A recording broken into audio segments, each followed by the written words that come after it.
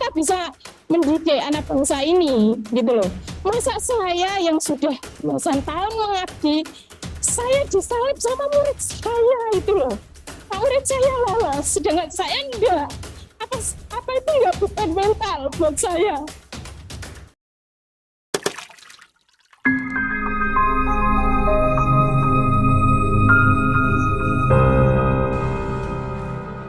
Terima kasih waktunya. Di sini saya akan fokus untuk yang PG, ya Bapak. Ya. Untuk yang PG ternyata mengalami banyak masalah juga, Bapak.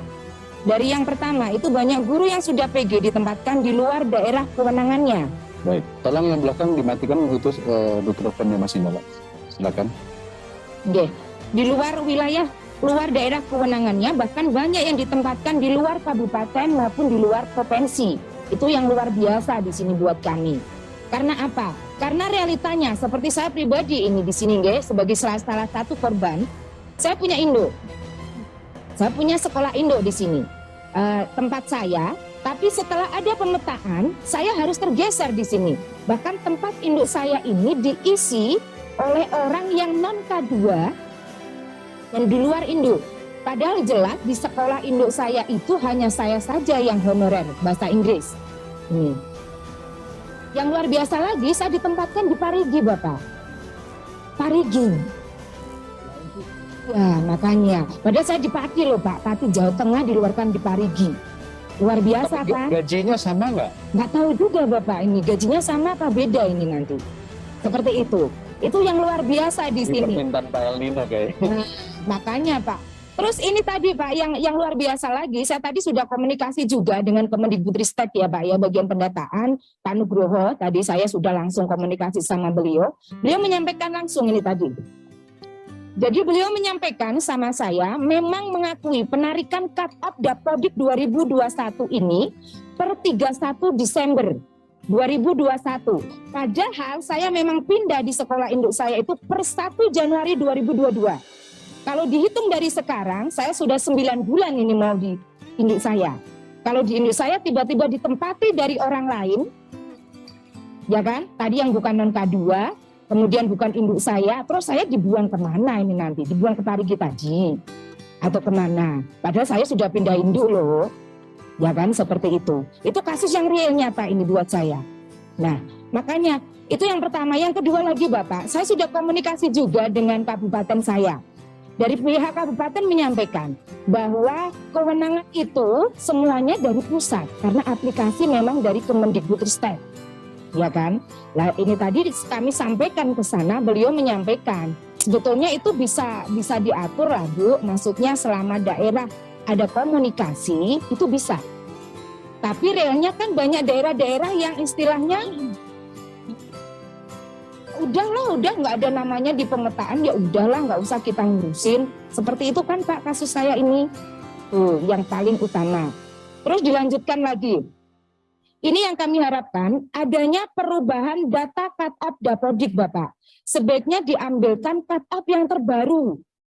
Paling tidak per Juni 2022 inilah. Jangan diambil per 31 Desember 2021, terlalu panjang kan?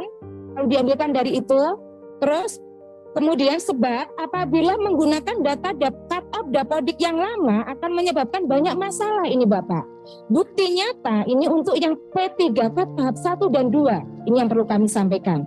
Banyak sekolah yang formasi sudah penuh gurunya, tapi masih juga diisi oleh P3K baru.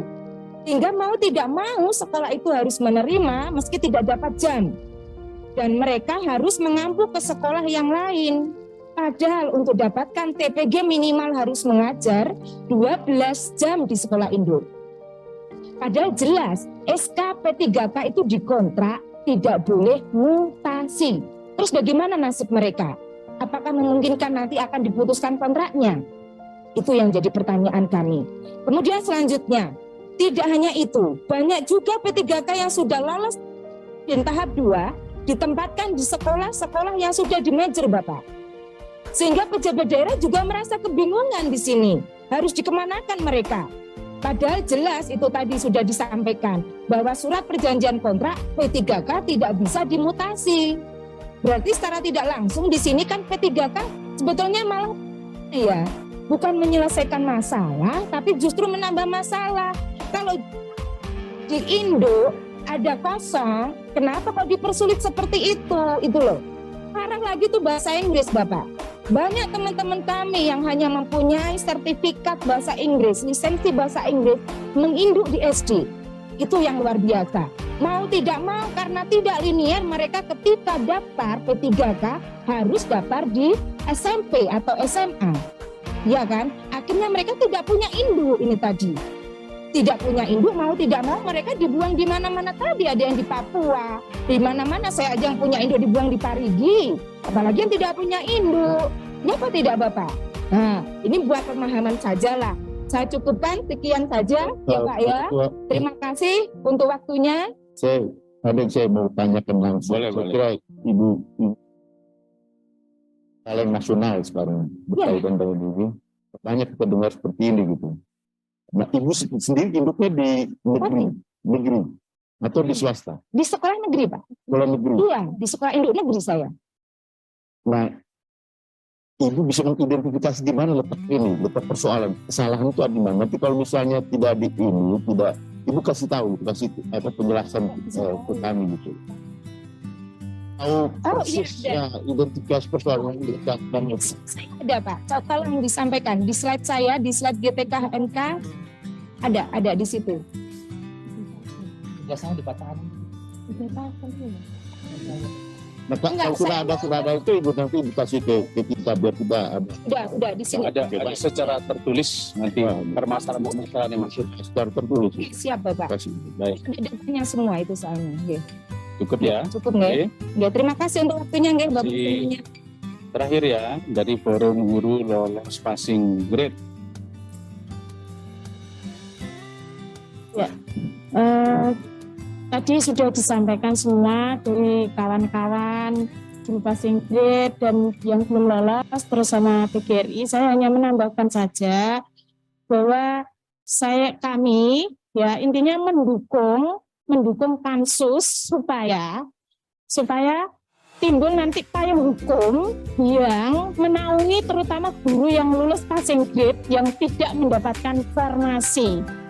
Nah, kalau yang gini, Bapak anggota Dewan, tentunya untuk pengangkatan guru honorer itu kan ada tahapannya.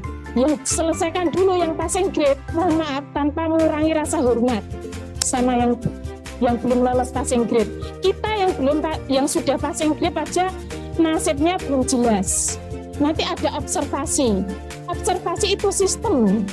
Sistem itu tidak manusiawi, Bapak. Tidak.